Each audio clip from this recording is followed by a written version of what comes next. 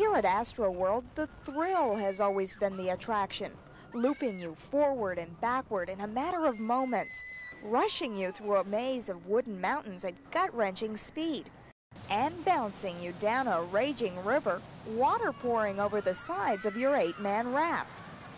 Meanwhile, Southern California's Disneyland and Florida's Walt Disney World have been the guardians of animated excitement, drunken pirates singing and pillaging a Caribbean port town, bears and other forest animals hootin' and hollerin' in a down-home jamboree, and the presidents of the United States assembled and speaking to all who will listen. 5, 4, we've gone for main engine start. But the same technology that created the space shuttle, put computers in our homes and aliens on television screens, is bringing three-dimensional animation to amusement centers outside the Disney family. Here at Astro World, it has come in the form of the Great Texas Longhorn Review. Welcome to the Great Texas Longhorn Review. We're currently entertained, we'll sing and dance and move. You to laugh a little, cry a little too. So welcome to the Great. The production is the brainchild of Gary Goddard and Tony Christopher of Gary Goddard Productions. And of course, Astro World General Manager Lamar Parker had a lot to say about the final product. The purpose in this particular attraction is to broaden our appeal to the families.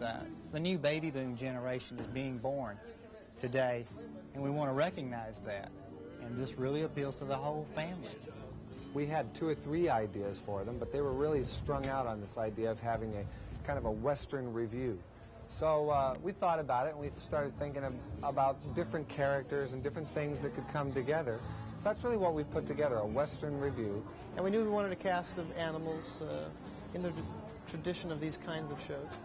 And so we sat down and said, well, we're going to be in Houston, Texas, so what kind of show should we do? And, well, it should be something about Texas. And one thing led to another, and storyboard sessions and gags, and coming up with ideas and songs. And what came out of that was the Great Texas Longhorn Review. The time involved in producing the Great Texas Longhorn Review is one of its most amazing aspects.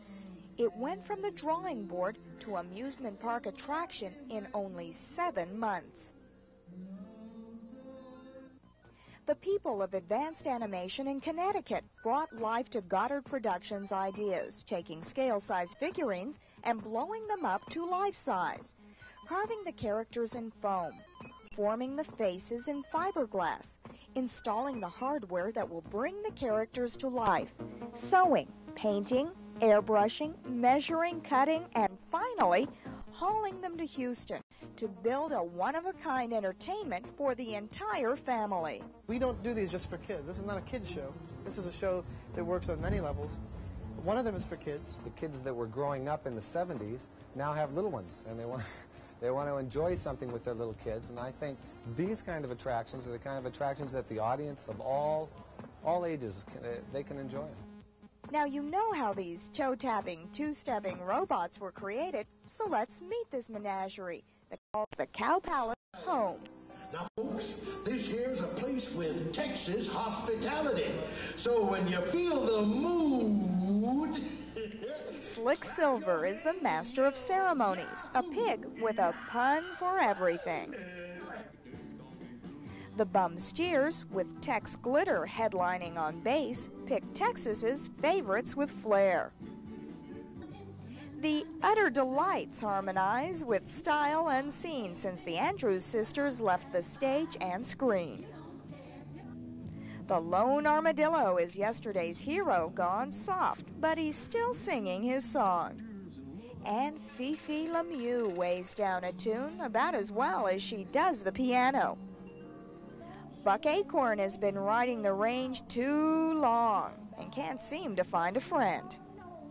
And where would any hoedown be without a penguin? A penguin? Yeah, well, they call him Tenderfoot Pete, and his is a sad tale.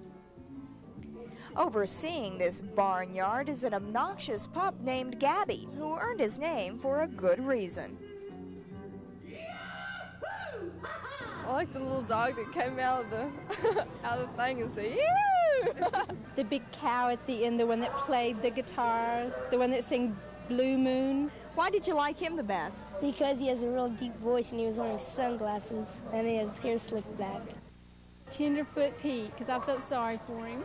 I like that Blue Moon. That was a good rock tune several years ago. I think it's fantastic because it gives not only children but adults the same enjoyment. The Disney folks would call this audio animatronics, but the people at Gary Goddard Productions, who were originally in the Disney fold, are calling it animated theatronics.